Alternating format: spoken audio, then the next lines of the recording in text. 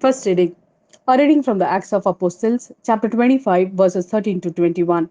Some days later, King Agrippa and Bernice arrived in Caesarea and paid their respect to Festus.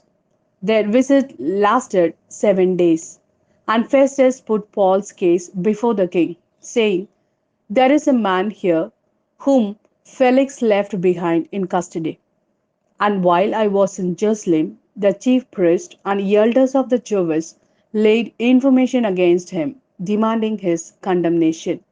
But I told them that Romans are not in a habit of surrendering any man until the accused confronts his accusers and is given an opportunity to defend himself against the charge. So they came here with me, and I wasted no time but took my seat on the tribunal the very next day and had the man brought in.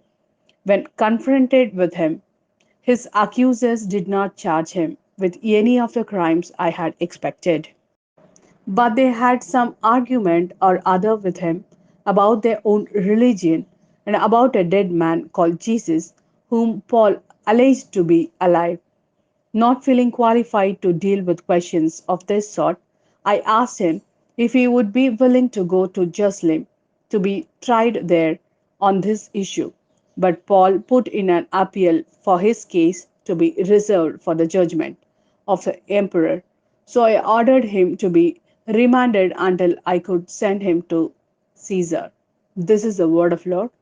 Thanks be to God. A reading from the Gospel according to John, chapter 21, verses 15 to 19. When they had eaten, Jesus said to Simon Peter, "Simon, son of John, do you love me more than these others do?" He answered, "Yes, Lord. You know I love you." Jesus said to him, "Feed my lambs." A second time he said to him, "Simon, son of John, do you love me?" He replied, "Yes, Lord, you know I love you." Jesus said to him, "Look after my sheep." Then he said to him a third time, "Simon, son of John, do you love me?" Peter was hurt that he asked him a third time, "Do you love me?" and said, "Lord, you know everything. You know I love you." Jesus said to him, "Feed my sheep. In all truth I tell you, when you were young, you put on your own belt and walked where you lived. But when you grow old, you will stretch out your hands, and somebody else will put a belt round you and take you where you would rather not go." In these words, he indicated the kind of death by which Peter would give glory to God. After this, he said, "Follow me."